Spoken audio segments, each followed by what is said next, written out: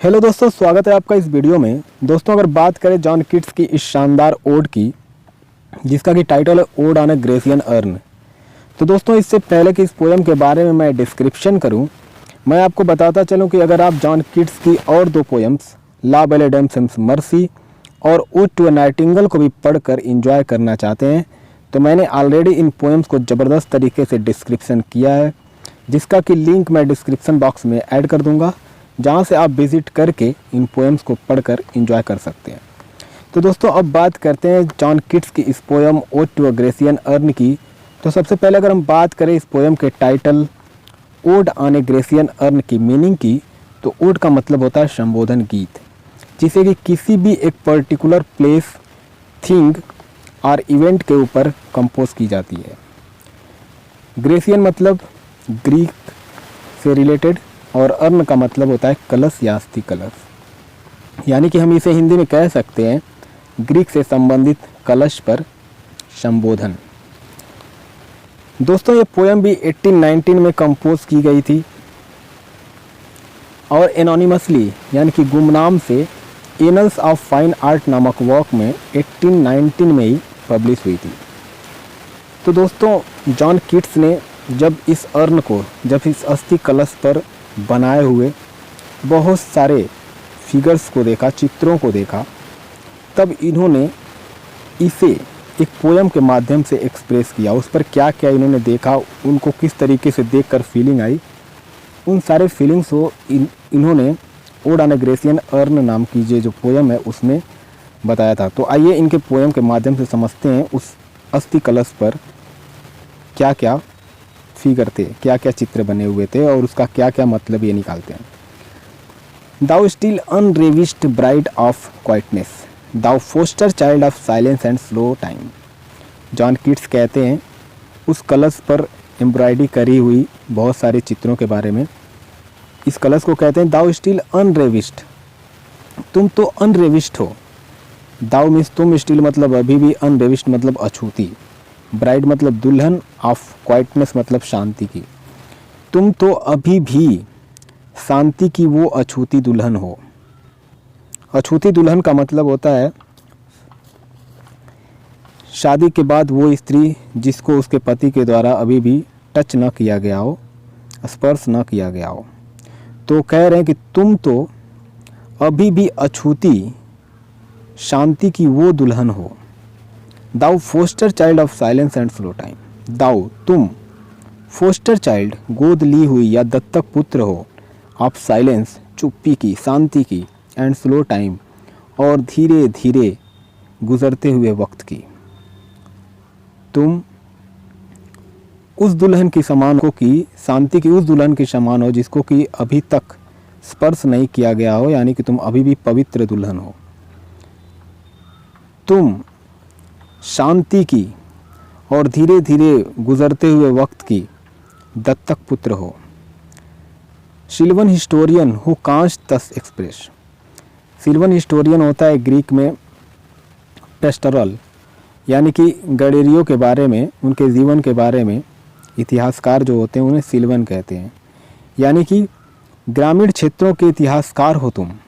Who const दस express, who const जो कर सकते हैं, दस इस प्रकार से, एक्सप्रेस बयां, अ फ्लावरी टेल एक फूल की कथा को, एक फूलों की गाथा को, मोर स्वीटली अति मधुरता से, देन अवर राइम हमारी कविता के। मतलब तुम तो एक ग्रामीण इतिहासकार हो। हु कांस्ट दस एक्सप्रेस जो तुम इस तरीके से बयां कर सकते हो एक फूलों की गाथा को अति मधुरता से, देन अवर राइम हमारी कविता की अपेक्षा, यानी कि तुम वो ग्रामीण इतिहासकार हो जो हमारी कविता की अपेक्षा बहुत ही अधिक मधुरता से तुम एक फूल की गाथा को भी एक्सप्रेस कर सकते हो, बयां कर सकते हो।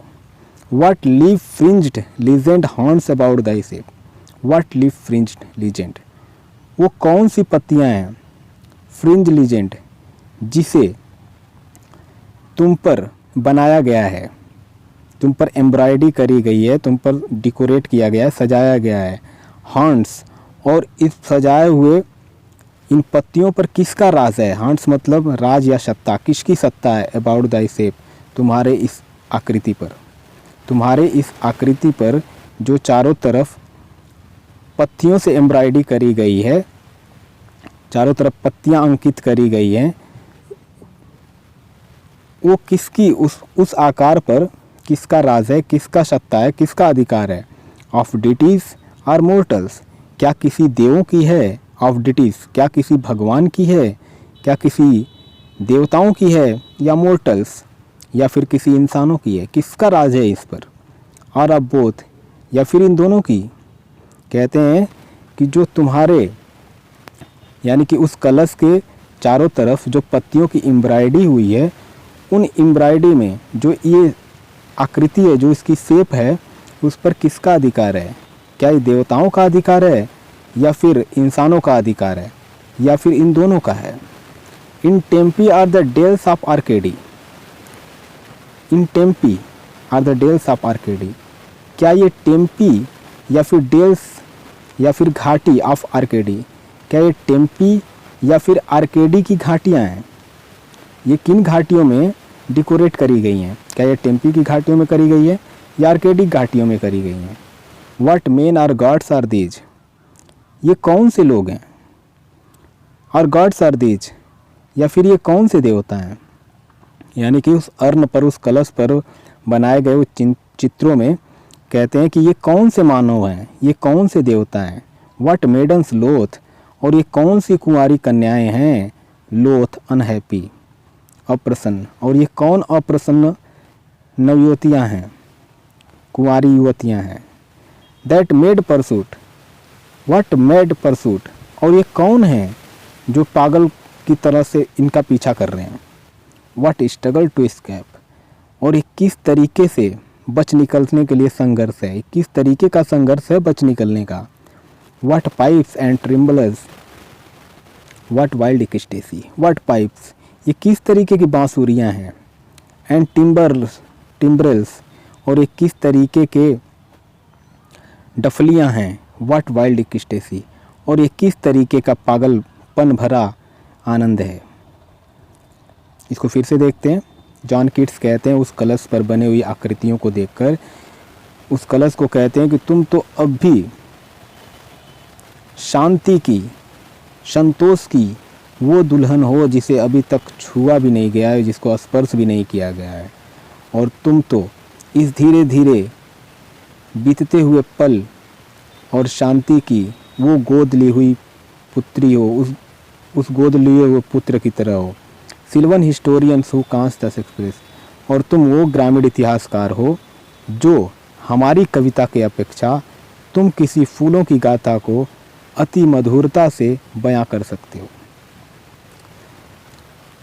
तुम्हारा ये जो आकार है, जो आकृति है, उस पर जो चारों तरफ पत्तियां एम्ब्रॉयड करी गई हैं, बनाई गई हैं, अंकित करी गई हैं, उन पर किनका अधिकार है, उन पर किनका राज है? क्या किसी भगवान का राज है? क्या किसी देवों का अधिकार है उस पर, या किसी देवों की सत्ता है, या फिर किसी इंसानों की सत्ता है, या फिर दोनों की है? क्या ये टेम्प की घाटी है या फिर आर्केडी की घाटी है? ये कौन से लोग हैं, ये कौन से देव हैं, ये कौन से भगवान हैं?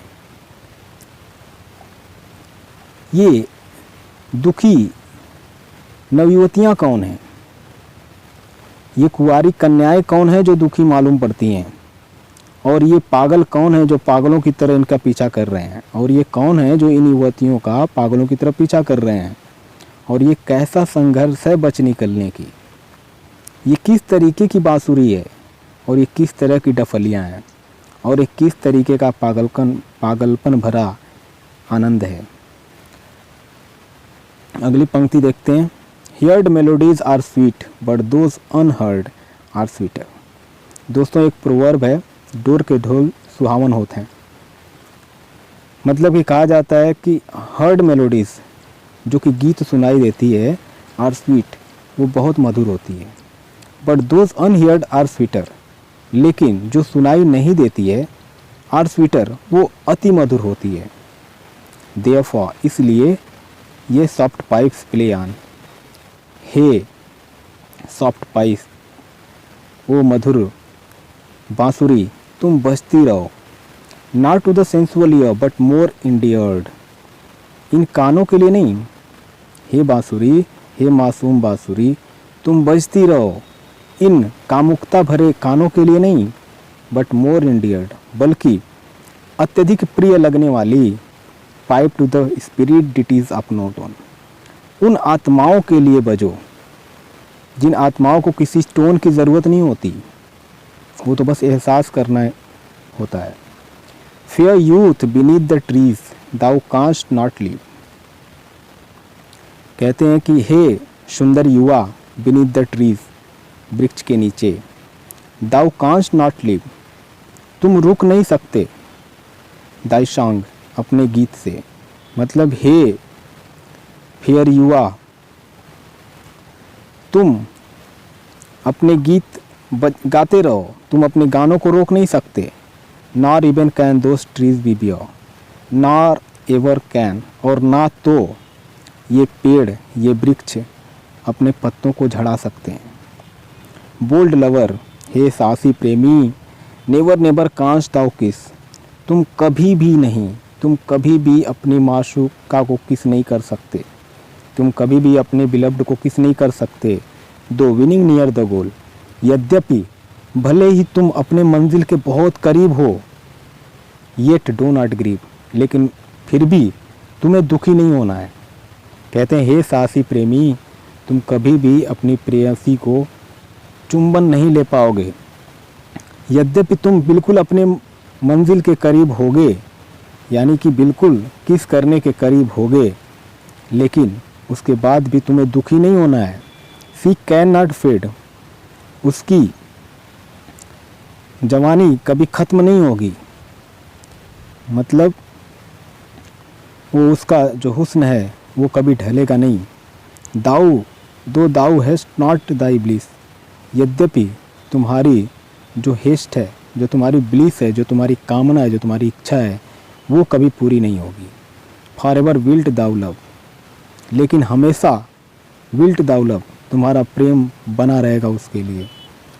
एंड सी बी फेयर, और उसकी सुंदरता भी हमेशा बनी रहेगी। एक बार फिर से देखते हैं। जॉन किट्स कहते हैं कि वो गीत जो सुनाई देती है वो मधुर होती है, लेकिन वो गीत और भी ज़्यादा मधुर होती है जो सुनाई नहीं देती है। इसलिए हे पाइप, हे कोमल पाइप, हे कोमल बांसुरी तुम बजती रहो, इन कामुकता भरे कानों के लिए नहीं, बल्कि तुम तो उस इंडियर्ड, उस प्रेम, उससे प्रिय लगने वाली उस आत्मा के लिए बजो जिन्हें किसी आवाज़ की ज़रूरत नहीं होती है, जो जिसे किन्हीं लहजे की ज़रूरत नहीं होती है। फिर कहते हैं हे सुंदर युवा पेड़ के नीचे बैठे हुए, तुम अपने गाने को कभी बंद नहीं कर सकते, तुम अपने गीत को कभी रोक नहीं सकते, और यहाँ तक कि ये जो पेड़ हैं, जो वृक्ष हैं, ये भी अपने पत्तों को कभी झड़ा नहीं सकते। हे साहसी प्रेमी, तुम कभी भी अपनी प्रेयसी को, अपनी बिलव्ड को किस नहीं कर सकते। भले ही तुम अपने मंजिल के करीब होगे, किस करने के बिल्कुल ही करीब होगे, लेकिन फिर भी तुम दुखी मत होना, क्योंकि जो उसका हुस्न है वो कभी भी मुरझाएगा नहीं। यद्यपि तुम भले ही अपनी इच्छा में कामयाब ना हो पाओ, लेकिन जो तुम्हारा प्यार है उसके लिए हमेशा ही बना रहेगा, और उसकी सुंदरता भी हमेशा बनी रहेगी, उसकी सुंदरता भी हमेशा बनी रहेगी।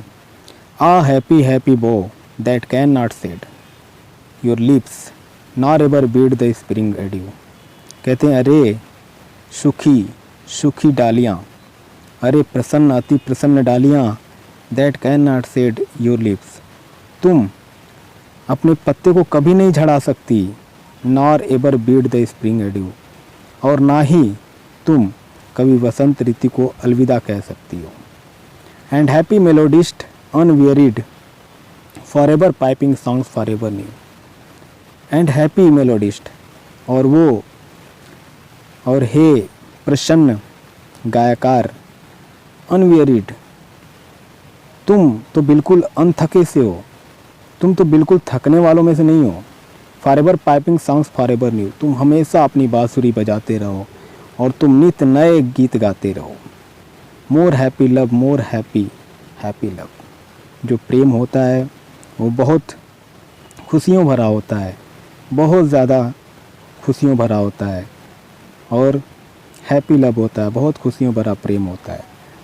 Forever warm and still to be enjoyed, वो हमेशा गर्मजोशी भरने वाला होता है, वो हमेशा तरोताज़ा होता है, and still to be enjoyed, और हमेशा जो लोग इसमें पड़े होते हैं हमेशा इंजॉय करते हैं, मस्त रहते हैं। Forever painting and forever young, ये तो हमेशा मचलता रहता है, एंड फॉरएवर यंग, और ये हमेशा जवान रहता है। All breathing human passion forever, all breathing human, और ये जो मानवीय प्रेम है, जो मानवीय जोश है, जो मानवीय प्रेम है, फॉरएवर, इससे ये कहीं ज़्यादा परे है। That leaves a heart high sorrowful and cloyed, a burning forehead and a parching tongue, that leaves a heart high sorrowful, जिसे छोड़ने से मनुष्य के अंदर अत्यधिक दुख भर जाता है और वो बिल्कुल ठंडे पड़ जाते हैं। बर्निंग फॉरहेड, और उन्हें अनेक तरह की बीमारियां हो जाती हैं। बर्निंग फॉरहेड मतलब ज्वर से पीड़ित हो जाते हैं। एंड अ पार्चिंग टंग, और उनकी जुबां सूख जाती है। इस इंसानी प्रेम से ये बिल्कुल अलग है, बिल्कुल परे है। इस पंक्तियों में कहते हैं जॉन कीट्स, अरे वो खुश अति प्रसन्न डालियाँ, तुम कभी भी अपने पत्तों को झड़ा नहीं सकते, और ना ही कभी बसंत ऋतु को अलविदा कह सकते हो। अरे वो प्रसन्न संगीतकार, तुम तो बिल्कुल अनथके हो, तुम तो कभी नहीं थकते हो। तुम अपनी बांसुरी को बजाते रहो ऐसे ही, और ऐसे नित नए गीत गाते रहो। फिर उन्होंने प्यार के बारे में कहा, इंसानी प्यार के बारे में कहा है कि ये मोर हैप्पी लव, ये जो प्रेम होता है बहुत ज़्यादा प्रसन्नचित करने वाला होता है, बहुत ही ज़्यादा प्रसन्नचित होता है। हैप्पी लव, बहुत ही ज़्यादा प्रसन्न होने वाला ये प्रेम होता है। और ये प्रेम हमेशा लोगों को नई ताजगी देता है, नई ऊर्जा देता है, नए जोश से भर देता है, और हमेशा लोग इसका एंजॉय करते हैं, इसका मज़ा लेते हैं। और ये हमेशा मचलता रहता है, और हमेशा प्यार ये यंग बना रहता है, हमेशा जवान रहता है। लेकिन ये जो इंसान हैं, इनका ये प्रेम जो होता है, इससे ये प्रेम बहुत ही परे होता है, बहुत ही अलग होता है। क्योंकि जो इंसान का प्रेम होता है, उस प्रेम के टूटते ही मनुष्यों के अंदर दुख भर जाता है, और बिल्कुल शांत पड़ जाते हैं, और इन्हें तरह तरह की बीमारियां हो जाती हैं, इन्हें ज्वर हो जाता है, और इनका गला सूखने लगता है। अगला स्टेंजा देखते हैं। Who are this coming to the sacrifice, इस पंक्ति में कहते हैं John Keats, who are these, ये कौन हैं, कमिंग, आते हुए, टू द सेक्रीफाइस, बलिदान के लिए। ये बलिदान के लिए कौन आ रहे हैं, टू व्हाट ग्रीन अल्टर, इस हरी बेदी पर, इन हरी बेदी की तरफ ये सेक्रीफाइस होने के लिए, बलिदान होने के लिए कौन चला आ रहा है। ओ मिस्टीरियस प्राइस्ट, ओ रहस्यमय पुजारी, lead'st thou that heifer lowing at the skies, तुम तो उस गाय को लेकर आ रहे हो जो आकाश की तरफ देख कर रम्हा रही है। And all her silken flanks, और जो उसकी सिल्कन फ्लैंक्स हैं, मतलब जो गर्दन के पास लटकी हुई जो उसके खाल हैं, विद गार्लैंड ड्रेस्ड, उसको तुमने मालाओं से सजा रखा है। What little town by river और सी शोर, क्या तुम उस छोटी सी शहरों से होते हुए आ रहे हो, नदियों की तरफ से, या फिर समंदर के किनारे से होते हुए आ रहे हो। Or mountain built with peaceful citadel, या फिर उस पहाड़ियों में बने उस शांतिपूर्ण दुर्ग की तरफ से आ रहे हो, उस शांति के किले की तरफ से आ रहे हो जो कि माउंटेन में बना हुआ है। इस इम्पटी और this folk this pious morn, क्या जब तुम आ रहे थे तो ये पूरा खाली था। दिस पायस मॉर्न, इस पवित्र सुबह में, क्या जब तुम इस पवित्र सुबह में आ रहे थे इन जितने भी तरफ से होते हुए, तो क्या ये सभी खाली थे। And little town the streets for ever more will silent, और जो ये छोटा सा शहर है, द स्ट्रीट्स, और तुम्हारी ये जो गलियां हैं, for ever more will silent, ये हमेशा के लिए शांत हो जाएंगे। And not a soul to tell, और यहाँ पर कोई भी ऐसा व्यक्ति नहीं होगा ये कहने के लिए वाई द वर्ल्ड डिसोलेट, कि ये तुम्हारी जो कला है कलश पर, ये अकेला क्यों है, ये निर्जन क्यों है, वीरान क्यों है, यहाँ पे क्यों नहीं एक भी लोग हैं। कैन नॉट एवर रिटर्न, और वो कभी भी वापस नहीं जा सकते। फिर से देखते हैं इस लाइन को। Who are this coming to the sacrifice, ये बलिदान, ये बलि देने के लिए कौन आ रहे हैं, ये बलि के लिए कौन आ रहे हैं इन हरे वेदी की तरफ। हे रहस्यमय पुजारी, तुम इस गाय को क्यों लेकर आ रहे हो जो आकाश की तरफ देखकर रम्हा रही है, और तुमने उसका जो फ्लैंक्स है, उसकी जो खाल है, उसको तुमने मालों से सजा दिया, उसको तुम फूलों से सजा दिए हो। तुम किस छोटे से शहरों से होते हुए या नदियों की तरफ से होते हुए या समंदर के किनारे से होते हुए आए हो? क्या तुम उन माउंटेन से बने उस शांतिपूर्ण दुर्ग की तरफ से आए हो? क्या जब तुम आए तो यह पूरी तरीके से खाली था इस सुबह, इस पवित्र सुबह में? और जिन छोटे से शहरों से होते हुए और गलियों से होते हुए तुम आए हो, वो हमेशा के लिए शांत हो जाएगा, और कोई भी ऐसा व्यक्ति नहीं होगा जो ये बता सके कि तुम्हारी ये जो अस्थि पर जो कला बनी है ये अकेली क्यों है, ये निर्जन क्यों है, यहाँ पर क्यों एक भी लोग नहीं है। कैन नॉट एवर रिटर्न, और ये कभी वापस नहीं हो सकते। फिर अगली स्टेंजा में कहते हैं, O Attic shape fair attitude with brede of marble men and maidens overwrought. कहते हैं हो एटिक शेप, ओ ग्रीक आकार से बने हुए अर्न, फेयर एटीट्यूड, तुम्हारा जो एटीट्यूड है वो बिल्कुल बहुत ही सुंदर है, जो तुम्हारा आचरण है वो बहुत सुंदर है। With brede of marble men and maidens overwrought, जो तुम पर एम्ब्रॉयडरी करी गई, कसीदे बुने गए हैं, किसके? मार्बल से बने हुए मेन और मेडन्स की, पत्थर से बने हुए, संगमरमर से बने हुए उन व्यक्ति की, उन लोगों की और उन युवतियों की।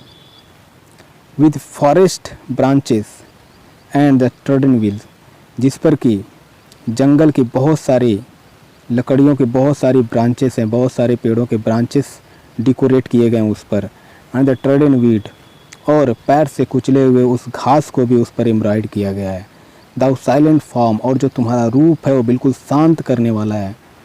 Dust tease us out of thought as doth eternity cold pastoral, dost tease us out of the thought as doth eternity, जो कि हमारी सोच से बिल्कुल परे हैं जब हम इटर्निटी के बारे में सोचते हैं, शाश्वत के बारे में सोचते हैं। कोल्ड पास्ट्रल, और ये बिल्कुल उस शांत, ठंडी पड़ी उस शांत क्षेत्र की तरह, ग्रामीण क्षेत्र की तरह है। When old age shall this generation waste, जब हम बूढ़े होंगे, जब हम वृद्ध हो जाएंगे, तो ये हमारी इस पूरी जनरेशन को ख़त्म कर देगी। यानी कि जब हम वृद्ध हो जाएंगे तो ये हमारा जनरेशन पूरी तरीके से बर्बाद हो जाएगा, ये पीढ़ी हमारी पूरी तरीके से ख़त्म हो जाएगी। दाउ साल्ट रिमेन, लेकिन तुम उनमें भी बने रहोगे। इन मिस्ट ऑफ अदर, वो दूसरों के दुख के बीच। Than ours a friend to man, और हमारे दोस्त, अ फ्रेंड टू मैन, और तुम लोगों के दोस्त के रूप में बने रहोगे। टू हुम दाउ सेस्ट, जिसे कि तुम यह उपदेश देते हुए फिरोगे।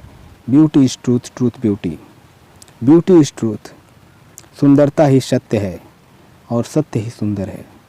दैट इज़ ऑल, ऐसा ही है।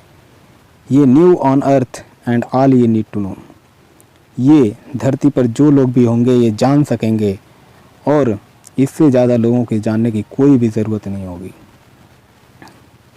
इस पंक्तियों में एक बार फिर से पढ़ते हैं इसे। जॉन कीट्स कहते हैं कि ओ ग्रीक आकार, तुम्हारा जो एटीट्यूड है, जो रवैया है वो बहुत ही सुंदर है, और तुम पर संगमरमर के पुरुष और नवयुवतियाँ बनाई गई हैं, और इस पर जंगल की बहुत सारी ब्रांचेस भी, शाखाएं भी, वृक्षों की बहुत सारी शाखाएं भी बनाई गई हैं, और इस पर पैरों से कुचली हुई घास भी एम्ब्रॉयड करी गई हैं, अंकित की गई हैं। जो तुम्हारा ये रूप है बिल्कुल शांत कर देने वाला है और हमारी इस सोच के ये बिल्कुल परे है।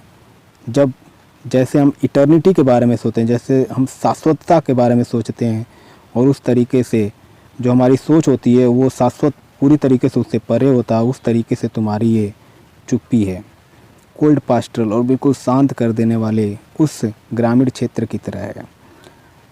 जब हम बूढ़े होंगे तो हमारी बुज़ुर्ग मतलब जब भी वक्त बीतेगा तो वक्त गुजरने के साथ ही ये जनरेशन भी ख़त्म हो जाएगी, नष्ट हो जाएगी, लेकिन तुम बने रहोगे, उन लोगों के दुख में बने रहोगे और लोगों के मित्र के रूप में बने रहोगे, और तुम ये सबसे कहते हुए नज़र आओगे, ये उपदेश देते हुए नज़र आओगे कि सत्य ही सुंदर है और सत्य ही सुंदर है। ब्यूटी इज़ ट्रूथ, सुंदर ही सत्य है और सत्य ही सुंदर है। यही होता है, जो भी इस पृथ्वी पर जानता है इसे, उसे और कुछ भी जानने की ज़रूरत नहीं है। तो दोस्तों, आपको ये कविता कैसी लगी, ये पोएम कैसी लगी, कमेंट बॉक्स में ज़रूर बताइएगा और इस वीडियो को लाइक शेयर और सब्सक्राइब करना मत भूलिएगा। Thank you so much.